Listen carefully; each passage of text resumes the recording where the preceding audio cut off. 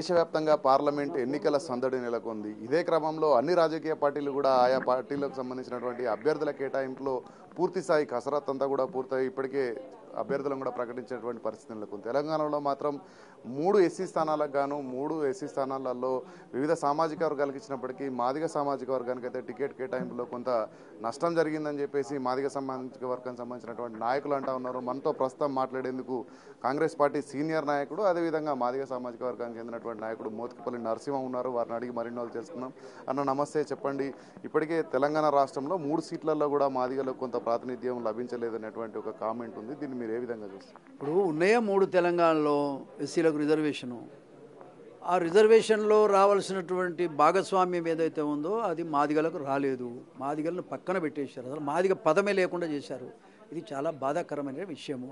ముఖ్యంగా రిజర్వేషన్ల వల్ల మరి మొదట మెజారిటీ ఉన్నటువంటి ప్రజలకు అందాల్సినటువంటి అవసరం ఉంది.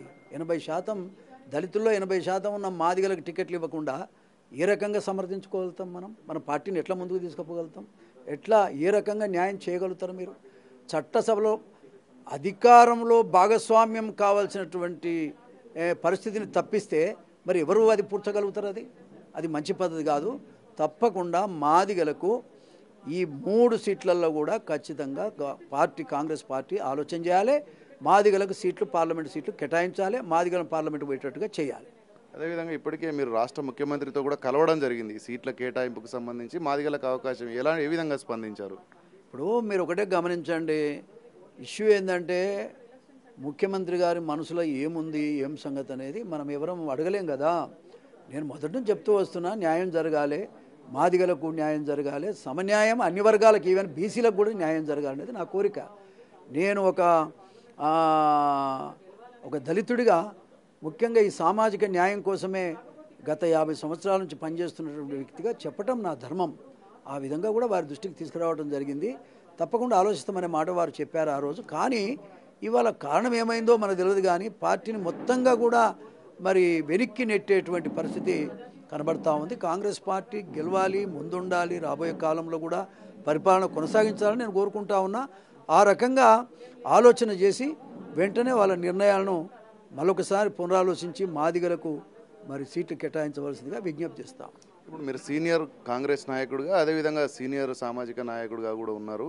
ఈ క్రమంలో ఎవరికి ఏ స్థానంలో కేటాయిస్తే బాగుంటుంది, అంటే మాదిగలకు ఏ స్థానానికి కేటాయిస్తే బాగుంటుంది, ఎవరికి కేటాయించాలనుకుంటున్నారు? ముఖ్యంగా మీరు కూడా వరంగల్ నుంచి కూడా పోటీలో ఉన్నారు కదా, ఎవరికి ఇస్తే బాగుంటుంది అనుకున్నారు పార్టీ? ఎప్పుడైనా 2 మాదిగలకు ఇవ్వటం, 1 మాలలకు ఇవ్వటం అనేది జరుగుతూ వస్తూ ఉంది. కానీ ఈసారి మాదిగలకు ఎక్కడ కూడా ఉన్నటువంటి పరిస్థితి లేదు. కారణం ఏమిటో అర్థం కావటం లేకనే చాలా బాధపడతా ఉన్నాం. మా బాధను అర్థం చేసుకొని ముఖ్యమంత్రి గారు సరి చేయాలని నేను కోరుతాను. అంటే పార్లమెంటు టికెట్ల ప్రక్రియ అనేది పూర్తి స్థాయిలో పార్లమెంటు అంటే ఏఐసిసికి సంబంధించినటువంటి అంశం కదా. మీరు ఏఐసిసి పెద్దలు ఏ విధంగా కోరుతున్నారు? ఏఐసిసి పెద్దలు కూడా ఆలోచన చేయాలి. నాకు తెలిసినంత వరకు ముఖ్యమంత్రి గారి మాటే ఫైనల్ ఉంటుంది. ఇక్కడ ఏం జరుగుతుంది అనేది ఆయనే చెప్తాడు. కాబట్టి ఆయనే పిసిసి ప్రెసిడెంటు, ఆయనే ముఖ్యమంత్రి కాబట్టి బాధ్యత ఆయనకే ఉంది. ఇదంతా కార్యక్రమాన్ని కూడా ఏది చేయాలనుకున్నా ముఖ్యమంత్రి గారే చేయగలుగుతారు. ఎవరన్నా తప్పు చేస్తే కూడా సరి చేసే బాధ్యత కూడా ముఖ్యమంత్రి గారి మీదనే ఉన్నది. ఇప్పటికీ ఆలోచించమని నేను విజ్ఞప్తి చేస్తూ ఉన్నా. మన చేయి దాటిపోకముందే దీన్ని ఆలోచించుకొని పార్టీని సరి చేసుకోవాల్సిన అవసరం ఉందని సందర్భంగా విజ్ఞప్తి చేస్తాను. Thank you.